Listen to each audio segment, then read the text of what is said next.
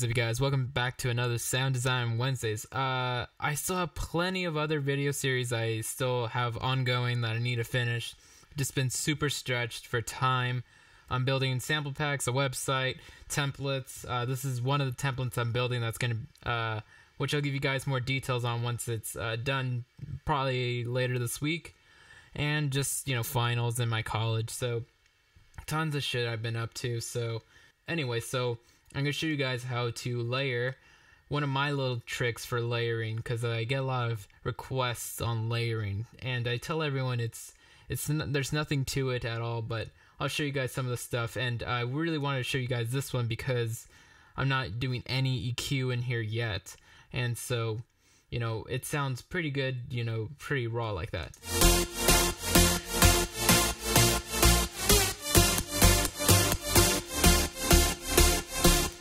So, as you guessed, that's all silence for the most part. There's one A.N.A in there, but I could have used silence for that patch.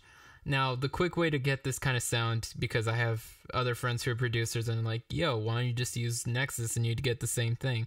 Well, because, there's no point in doing a tutorial if it's just Nexus presets.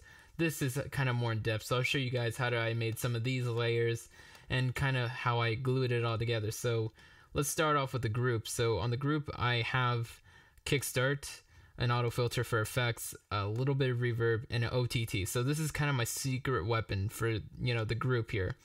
So the group again is all these layers together. They're put into a group, and that way I can process the whole thing together. So the OTT is a free extra plugin. And what I like about this is, it's an emulation of the multiband compressor setting, OTT. So let me see if I can find that from Ableton. So it's right here. You can see the OTT right here, but I like this plugin. I think it sounds better. So what I like to do is just drop that on groups or on big bass layers. And I like to, fool around with the depth, and that's it. This plugin is awesome sounding. So it's good multiband compression, and it's very easy to apply. So, it's not like, because people tend to get super crazy with multiband compressors, and, I used to love a million parameters on multiband compressors so I can fool around and get really precise, but I like this one. It's simple to use. So I turned down the depth to 27%, and it really helps glue it all together. So if I play it without it, then with it, let me kind of A-B it real quick as it's playing.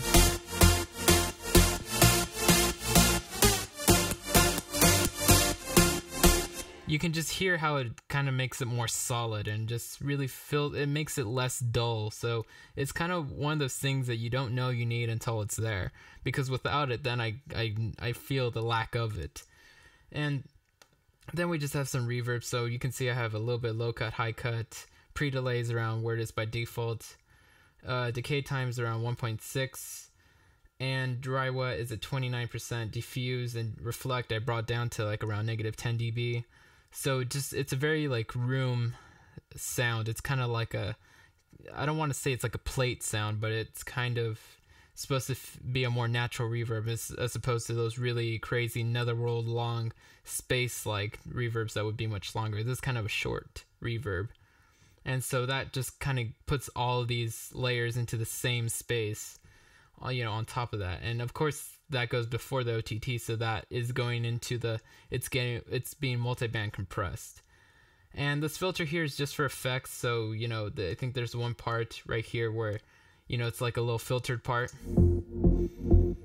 and then I can automate that filter, which I haven't gone to yet, but we'll get there. And then the kickstart. So this is kind of one of my favorite plugins, for sidechaining. So there's other things like it, like Little Envelope from Extra Live, or LFO Tool by Xfer again, but that one you have to pay for, so I don't have it. And so I like this one. It's like $15. It does basically the same thing, and it's an envelope sidechainer. So it pretty much just, according to this envelope, follows the grid. And so I have mine on mids chain 100%. So it's a hard sidechainer, and if you find it's too abrupt, you can always bring down the mix, and that'll kind of make it sound like you're bringing down the threshold on a compressor if you're sidechaining with a compressor. So if we kind of hear it without it, you can hear that difference.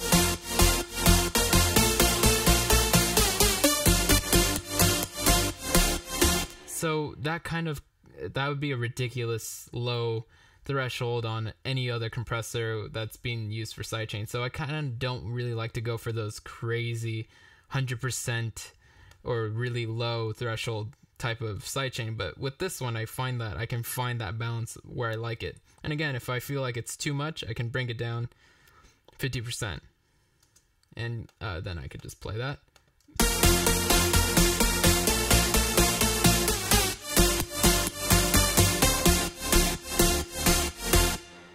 So it makes sidechaining super easy. I mean, I've been sidechaining with compressors and ducking and using gates and all forms of sidechaining for years and years, but this one is just like, it's like a little cheap plugin. I love it. It's just so great. So then let's get into the layers. So the big secret that I'm really using here to make all these work without EQ and too much compression is I'm using a MIDI effect in Ableton. So if you don't have this effect because you're not in Ableton, find something that's like this, or find your DAW's version of this. It's called note length. So it's a MIDI effect for Ableton. And what I do with note length is I apply it to each layer, and I set the length to 100 milliseconds, the gate to 23. So every note that goes in that's played on the MIDI is kind of enveloped in a way. It's shortened. So I'm controlling, not the effects of the tails of the reverbs and things that are in the silence, but I'm affecting the MIDI's input. So it completely changes it. So let me turn off all these note lengths. So I have the same one basically on each layer with slight variations, but it's around the same settings. So if I turn these all off, this is what we have. It sounds very noisy, things are in the way, but with note length I can kind of control, I can control that sound very much, and by shortening it and having such a small length, it sounds much cleaner like this. It sounds so contained. It even sounds, if you didn't tell someone that I had done that, but you'd shown them the work from before I had these note lengths, you might assume that I compressed it. And that's kind of what it sounds like, but it's not that at all. It's just, it has that tighter feeling, and it can fool people's ears by make it seem like it's compressed. But yeah, it makes it tighter. So we're making the MIDI shorter, and by doing that equally or kind of with variation to each of these, it really just glues the sound. So I think I've kind of talked about what I meant there. So let me kind of just show you the layers. And of course I added in a piano layer, because if you're going to do these crazy super saw type sounds, or like those big chords or super saws like Megasaws, you got to have a little bit of piano in there, I think. So, I have a little bit of the piano here. So I have the default Ableton grand piano harp time, and these are the settings I've used there. You can take a look at those. I don't think I've moved them around too much. And that's also what I used for the intro. And I have 2 layers of that, so it's the exact same one. Actually, I think this one's the one that I messed around with the filter morph a bit, and then this one is the default one, so I didn't touch that one. So, you don't need to go Nexus again to get a good piano sound. You can kind of just use the stock stuff and just, you can make that sound good. So that's one of the first layers. Then I have the A.N.A layer, so I'll show this one quickly because I know everyone won't have A.N.A. And I actually used a preset because A.N.A has good presets. So I used the lead house, so it's category lead house, and I used the Dutch Chords 3. And I'm not sure if I changed the release here. I think I've fooled around with something there. Oh, I think on Oscillator 1 I brought it up an octave. That's for sure, because I think this patch is down 2 octaves on the first oscillator, and I don't think I changed anything else. So that's all I did here. And this is what this one sounds like. Again, I could have used silent or massive, any one of my super saw type of patches that I could have used those for this one.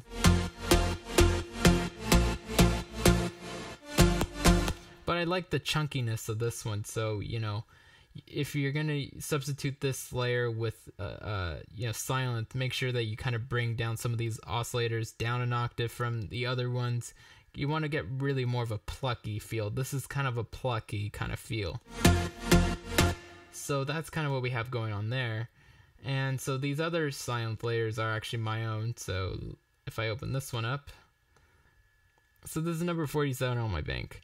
And again, this is on my Facebook page. You can find that in the download section. So it's number 47, white supersaws, because it has some white noise, of course. And I don't think I did anything to this one, so we're going to move on. So this one is exactly kind of like that noisy layer, so this is what it sounds like. So combine the plucky layer and the noisy layer together, and you kind of get something like this. So it's this layer's, chunky and full and kind of has the more low end of this. This is kind of the higher noisy part that gets panned out further. I haven't panned it out here, but on my pre-master, which everything is routed to, that's where I would separate those out, which I don't have established yet. And so let's see, then we have the top layer. So this is kind of the first layer I started with, but I just call it my top layer. So this is kind of the detuned layer, the kind of one that really works only because the other layers are there to carry it. So that's really just the one that adds in those extra harmonics that really get it to pop out even more. So for me, with layering, I like to have a noisy layer, a really chunky one. So you can kind of think of it like a high layer, a low layer, and then a middle layer that's kind of the mid frequencies in between the high and low frequencies that is kind of gross sounding, because the mids are most likely is where you're going to turn down anyway, so you want to have the main lead parts of what's driving that sound. You don't want to really have it in the mid, but you want to have some harmonics in the mid that are going to help the low and the high. So for me, the middle layer is going to be the one that's going to be kind of the most funky, detuned sounding one. And it needs to be there, because if I had another like high layer like this one down here, up here, those two would conflict if they were the same. So they all have to be different enough to boost each other up in that way. So this one, I think this is in my new bank that I just started the other day. So I'll show you guys how to make this one. So let's go part A.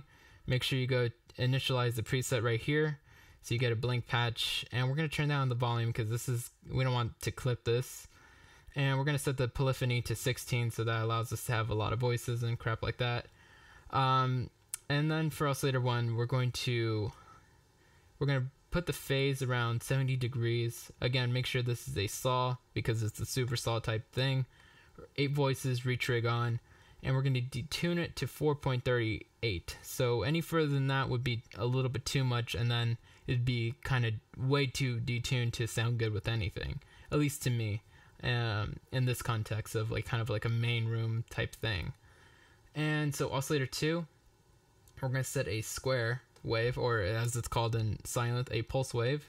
We're going to set that to 8 voices. We're going to turn on the retrig, detune straight down the middle at 5.19, and we're going to bring this down an octave.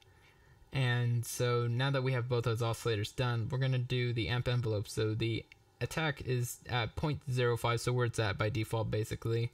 We're going to bring the decay all the way up, and sustain is at 7.41, release at 3.20.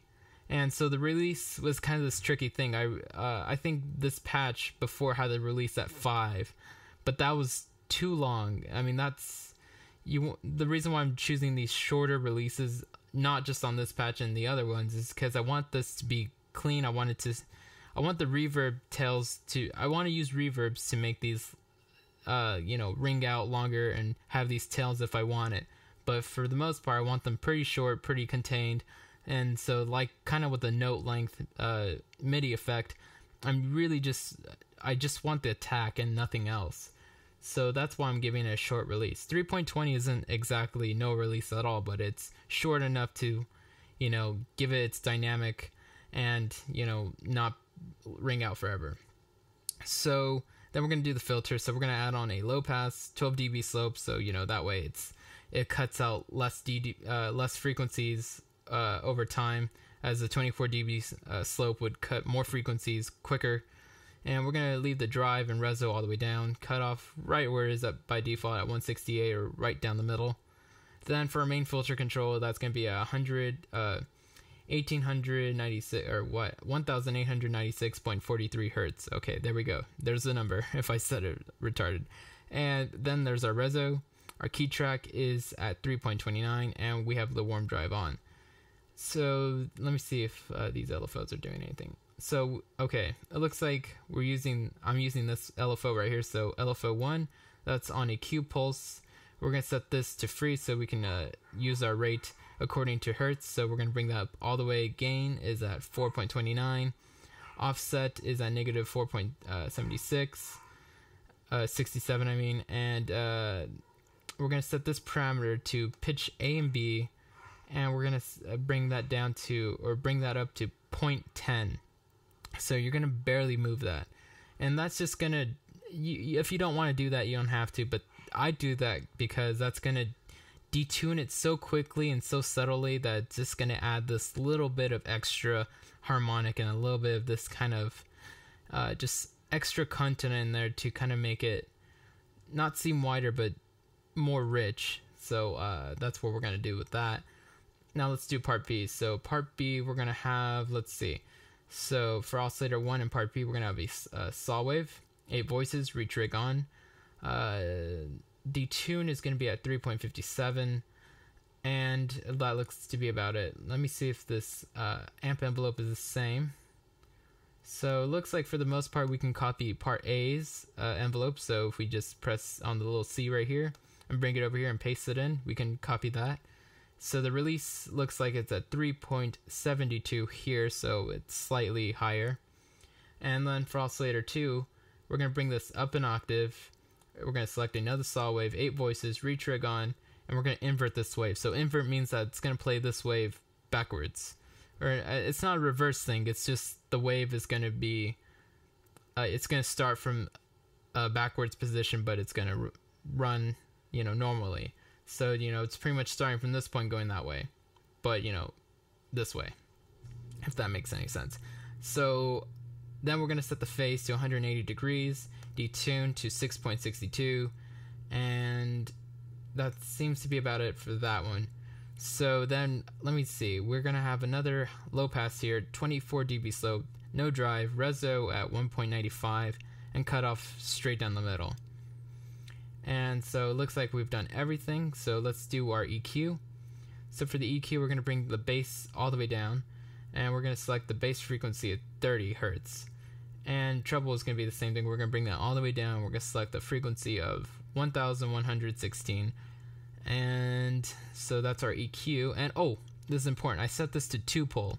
So make sure you do that as well. Now delay, excuse me, I had to burp. So we're going to set the left side to 1/4 triplet and the right side to 1/4. And then we're going to put a little bit of low cut on this, so everything beneath the frequency of 268 is not going to be affected by this delay. So we're not going to delay the low frequencies. We don't want extra low frequency buildup. And either way, you should be high passing, your main high synths and such, because you don't really need that bass content in there, and it's just going to conflict with the real bass and the kicks, and you just don't need it. So it's just better to get into the habit of low cutting and high passing, which is the same thing. And so then we're going to bring the spread up to 85%, feedback to 81%, so high, a lot of feedback, so that's why we're going to keep the dry wet knob pretty low. And we're going to set the width to 84%, and then, like I said, dry wet is pretty low at 10%. And for reverb, we're going to bring the pre-delay all the way down. Dampening, we're going to put that to 4.52, almost straight down the middle. Size is where it's at by default, 7.5. Width is at 34%, and the dry wet is at 29%. So, again, this is kind of the funky layer that sounds like this. And when you combine all these layers, so we combine the chunky one with the noisy one with our funky middle one.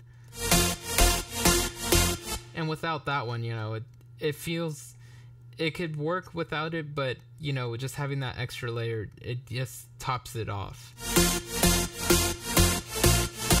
If you kind of listen to the mid frequencies, you can kind of hear it.